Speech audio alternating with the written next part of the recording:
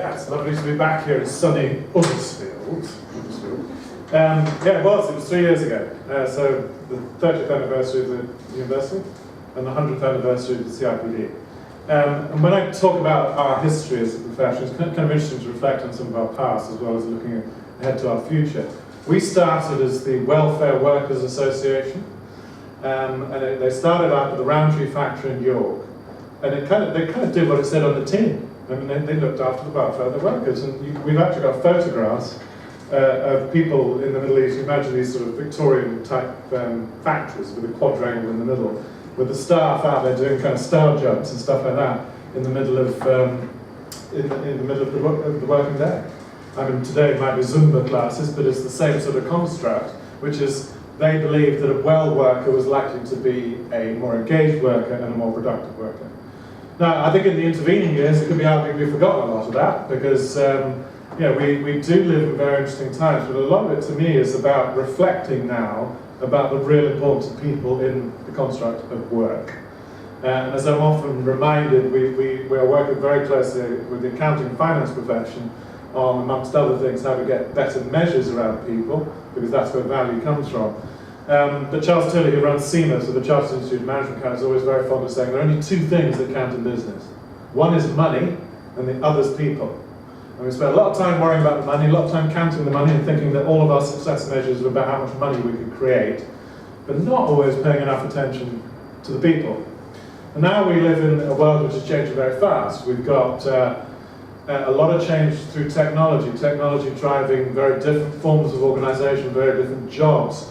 I don't know if you look at this stuff, but there was a well-known and well-publicised piece of research by two Oxford academics in 2013 with the help of Deloitte, Osborne and Frey, who talked about the number of jobs that could be done by robots and computers.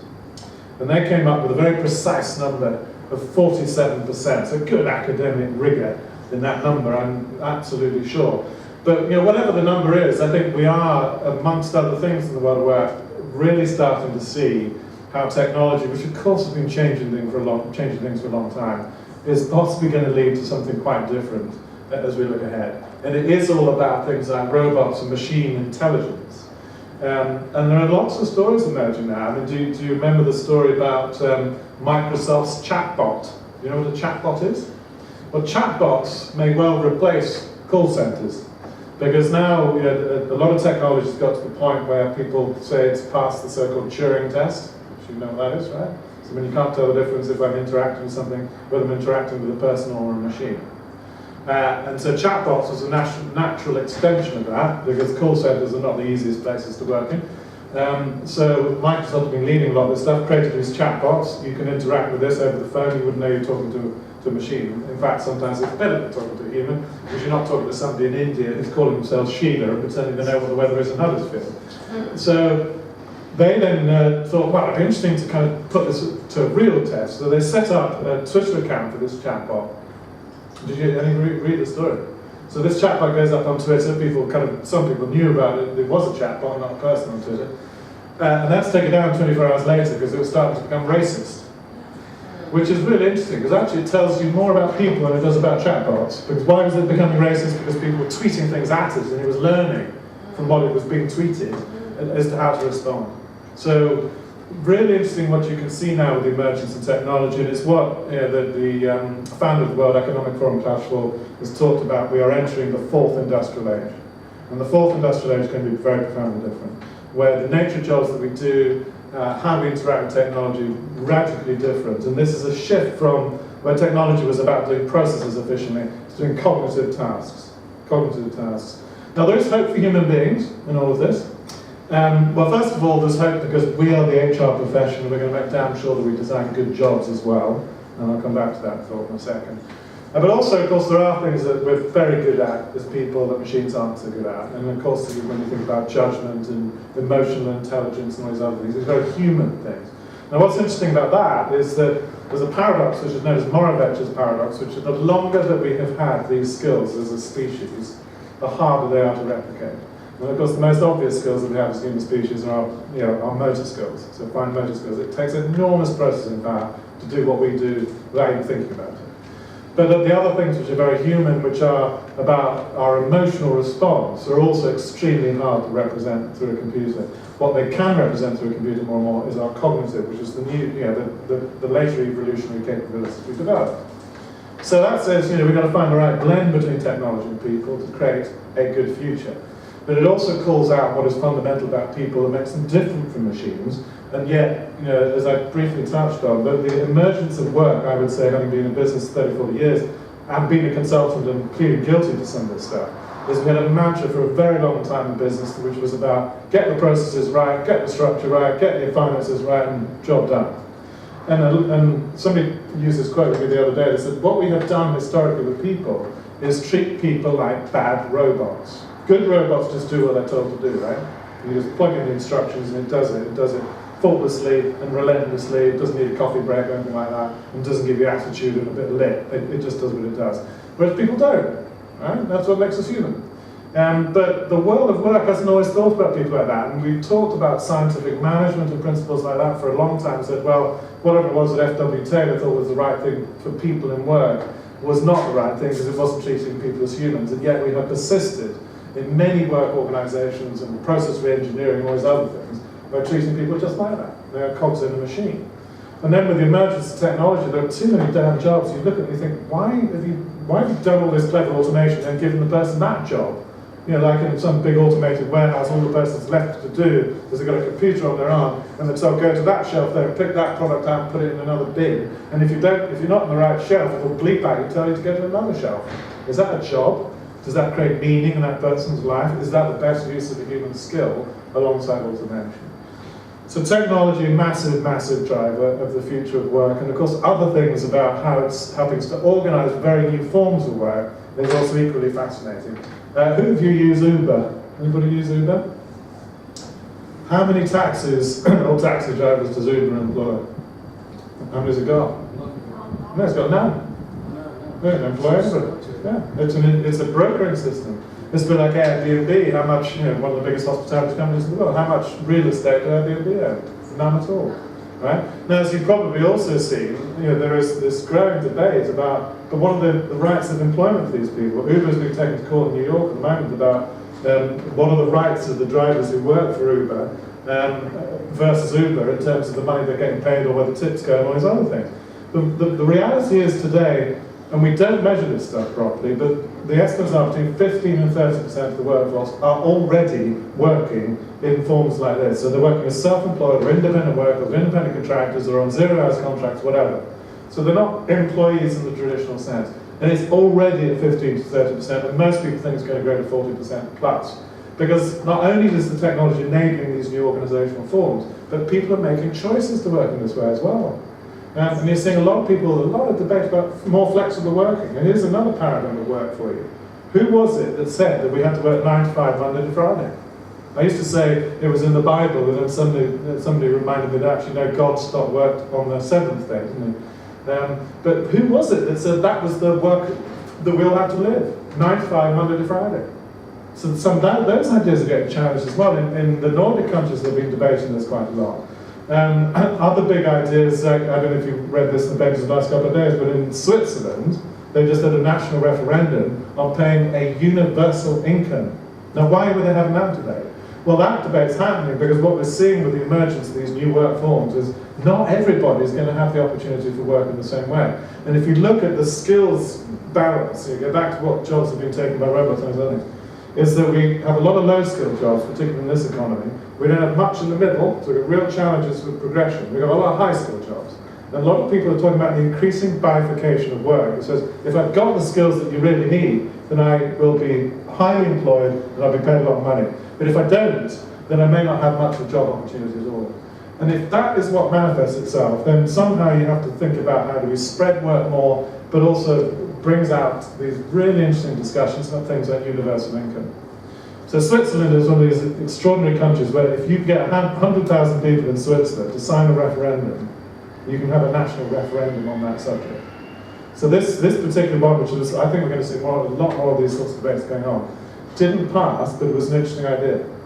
And they were proposing that something like £20,000 a year would be universal income. And they were saying it didn't matter who you were, whether you were in a job, not in a job, didn't matter. Everybody got a universal income. Get rid of the benefit system because that's a massive bureaucracy, costs us a load of money. Don't worry about means testing, just give everybody 20,000 a year and they can decide what they want to do. Now that's really interesting construct, right? And it's hard to, well, it's impossible to imagine that kind of debate happening, even 5 years ago. And this is because of some of the shifts in work. But I think the other point in all of this, to kind of just continue this theme that we talk about as humanizing work more, is that not only have we not been creating working environments that are sufficiently engaging, purposeful, meaningful, providing progression for people, engaging them effectively, looking after their well-being, but they've not also been economically productive. Because you've also heard the debate, particularly in the UK, about productivity, and the fact that the UK apparently is 20% less productive than the French. Which means that if the French did not work on Friday, we would still be less productive than them. And most people usually comment on that, so I didn't think they worked on Friday anyway. So what the hell's going on, right? So productivity has become a big economic debate because it's also true that we've not been increasing our real earnings in this country. And anybody that working in the public sector sees this probably more than most. But our real earnings have barely been improving. And if you expect to kind of match the expectations of society and people and growth and opportunity and all these other things, we've got to figure out, we've got to crack this productivity thing too. But that productivity thing is not just about an economic argument. You don't get productivity just by jamming people into the middle of the process and doing process re-engineering. It's about treating the person as a person, designing the right jobs for them that make the most of their skills, because that's the other big mismatch we have in the UK. And speaking in a higher education establishment with many of you who teach here, it is about getting business and higher education closer, and education in all forms closer together, because we are creating so many mismatches in the world of work with our skills, and that's an underlying cause of productivity, combined with the fact that we are not looking after our people properly. We're not engaging them properly, we're not looking after their well-being properly, we're not giving them purposeful and meaningful work. And those are real drivers of productivity as well. And to riff off the Mike Ashley thing with Sports Direct, that Julie mentioned, have you read what he said? So he finally agreed that he was going to appear in front of the Common Select Committee. He denied all knowledge. He said, well, it's not what I told him to do. Maybe this company's too big, but it's not what I told him to do. Well, honestly, do you believe that? Well, maybe you didn't explicitly tell them. But where does culture start? And this is about culture. Where does it start? It starts at the top. He set the tone, and he created a company. And yet, business leaders have not always thought about this stuff either. So what we're really trying to do now is engage in this changing context of the world of work, much more of this debate about humanizing work and putting people at the very center of how we think about organization, how we think about leadership development and all these other things. And it has to start through education as well. And I applaud Chris and what you do at this business school, because I know you try to teach through the different disciplines the importance of people management, of culture, of change management, all these things which are so elemental. Doesn't matter what you do in business and what function, whether you run a business or not, these are elemental capabilities that you need to run a business today. And they've not always been taught, they've not always been recognized, and we've not always rewarded or developed people accordingly. And that's part of what's got to change. So, with all of that context, and I could rattle on for hours and stuff, it's why, and I'm sure I said it when I first came out here, Fran, but there has never been a more important time to be in HR. There's never been a more interesting time to be in HR. Because we're seeing all these different things happening. HR itself is changing. We're innovating a lot more. And the future of the profession's got to be about this stuff. We've got to put the person at the center of what we do.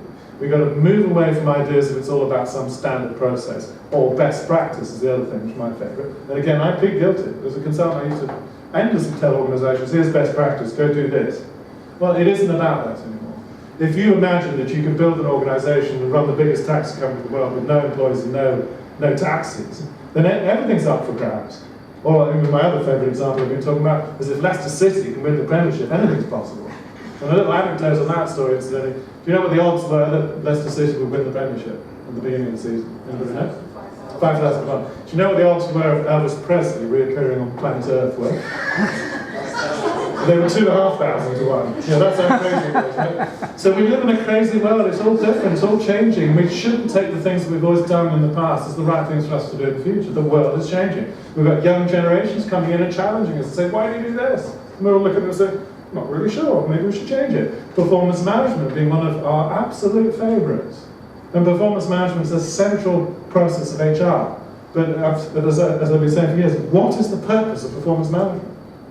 And people say, it's not a trick question. The purpose of performance management is to improve performance. Now, do you really imagine that all the stuff we've been doing in the name of performance management is improved performance? I can tell you one thing it's done, is it's pissed a lot of people off. And that's for sure. It's pissed off a lot of managers who hate it. And then it's pissed off most of their employees who somehow feel like I've got to go to this rigid conversation with my manager once a year, and I've got to document everything, and I've got to be told how terrible I am, because it's got to be what do they call it, a challenging discussion. But that's not how you engage people. It's not how you get the best out of people. It's the Jose Mourinho, we talk about Jose Mourinho. I'm just trying to make links to what he said to me. So it's the Jose Mourinho School of Management, right? Shout and expect people to say, how high do you want me to jump? Well, that's not how people work or respond. So performance management, rip it up, start again, and go back to the principles of what is this stuff for? What's it about?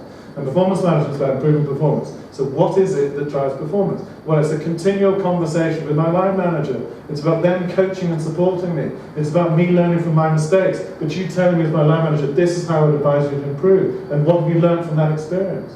That's how you improve performance. And we've known that for a very long time. But the reality is that I think we're getting reminded of it, partly by the young generation, and partly by better science, if I'm honest. We've known so many of these things through behavioural science and psychology and all these other things, but now we've got neuroscience to really back it up, hard science. So all the functional magnetic resonance imaging stuff, and this is reinforcing a lot of what has been understood for a long time, but it is equally also contradicting a few models which we practically just take as a heuristic and a simplification of the world of work, like Maslow's hierarchy of needs, or learning models. Learning has got to change as well, because again, how the brain works and absorbs knowledge is not by just blasting it like a fire hose or sitting in a classroom trying to learn stuff. And again, the young generation are teaching some of these things. They are teaching us that the way you learn is it's about learning in the moment. It's about finding different sources, finding your own way of learning. And because technology is enormously enabling all of that stuff. And I use my own children often as a social science research project. I've got 3 daughters, 2 Gen Y, 1 Gen Z. The Gen Z, so the 18-year-olds are just starting to come into this university now, are the true Gen Zers, they're the true digital natives, and one of the things they are definitely doing is they have learned how to learn differently. They've sat in their classrooms, and some schools allow this, some don't, but they're all going to have to do it too. Is you've got your iPad or your phone, and you're Googling what the teacher's saying. Right? And they're certainly doing it in the universities, and we've been doing it for a while. Or, as my youngest daughter did when she came to do her GCSE maths, said, well, I didn't think I ever really understood what the hell the teacher was on about, so I've thrown all my books in the bin. And I said, what are you going to do now? So, well, I've already found 3 YouTube videos that really explain how to do simultaneous equations, and that's how I learned. So one of the mantras here is about go to where the learners are learning, and this is true for higher education as much as it's true for business. And I'm not saying nobody learns by teaching, of course you've got to teach, but it's about blended learning. It's about figuring out that actually our role as teachers, whether we're in work or in higher education, is to facilitate the learning process, to teach people how to learn, and critical thinking. And that is a very key thing that you learn in higher education, of course, in particular. Those are critical business skills. But we're not going to be able to, if we did imagine in business we could hire oven-ready employees with all the skills we need, that world is disappearing very fast. So it's going to be much more about these kind of core skills that everybody needs, no matter what the job is. We can't imagine all the jobs we're going to be doing in the future. But these core skills of the ability to learn, of the ability to question and think critically, of the ability to communicate, of the ability to work in teams, of the ability to work in a digital environment, and the ability, and this is why business skills are so important, of the ability to have a basic understanding of business and finance, and to know what you do. Those are life skills in my book. And I always get rather amused when I watch things like Dragon's Den. I don't know where the producers get these people from, or whether they truly are representative, which I'm rather afraid they are, of what most people think business is about.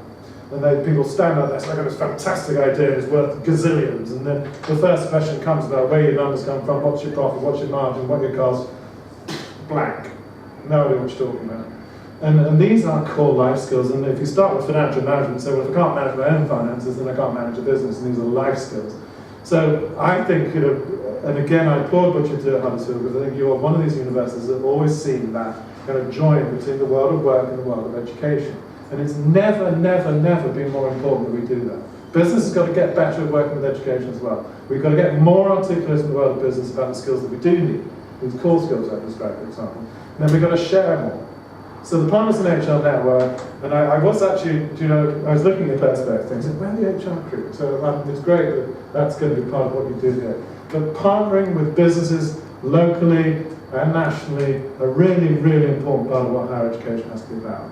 And as I say, you do this stuff well, this is why you are what you are, and this will help not only position you as a great university, but most profoundly, most importantly, it'll help your students.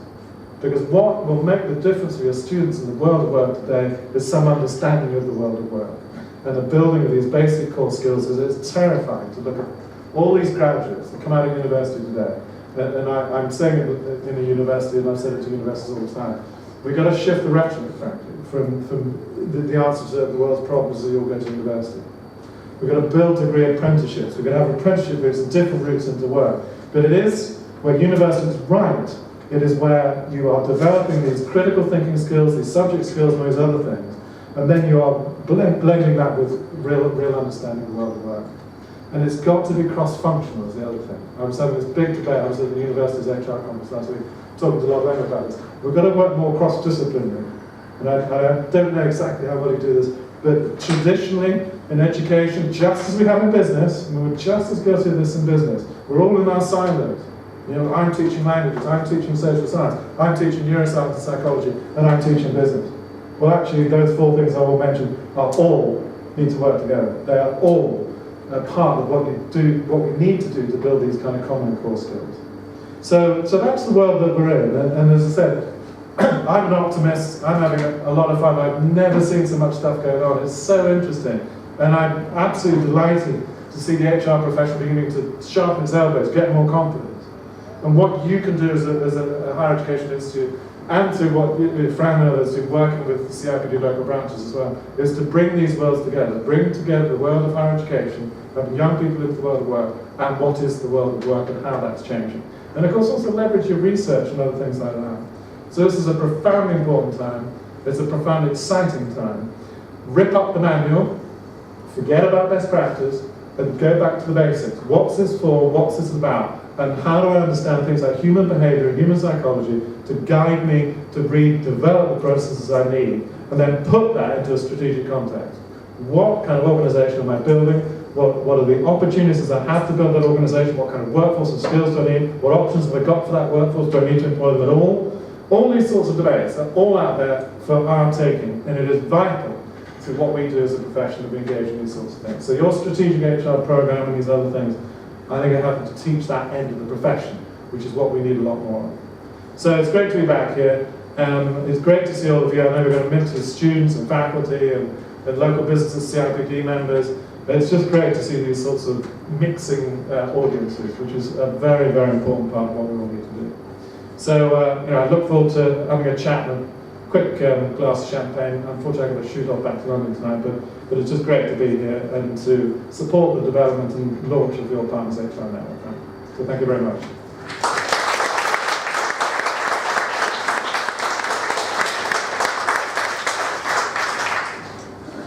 So I think everybody here probably knows me. There might be one or two that don't. I'm the friend that gets mentioned for getting up to all sorts of things around here. It was my absolute pleasure to join colleagues and welcome Peter back to the business school, and to thank you very much for a kind of snapshot vision of the challenges, I guess, that HR has to face. But that brings with it opportunities for personal development and for making better work and working lives. So, Peter Cheese, thank you very much.